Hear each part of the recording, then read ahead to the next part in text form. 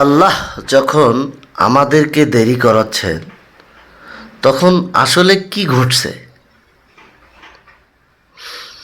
কখনো কি মনে হয় আল্লাহ আমাদের দোয়া শুনছেন না?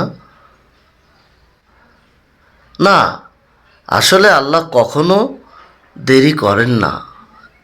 তিনি শুধু সঠিক সময়ের অপেক্ষায় থাকেন, সময় বেছে নেন আমাদের জন্য। আমরা এখন যা চাই হয়তো সেটা পেলে আমরা বদলে যেতে পারি। তাই আল্লাহ অপেক্ষা করাচ্ছেন যেন আমরা আরো শক্ত, আরো ধৈর্যশীল হতে পারি। তাই আমরা মনে রাখব, দেরি মানেই অস্বীকার নয়, এটা একটা আল্লাহর মহান পরিকল্পনাও হতে পারে,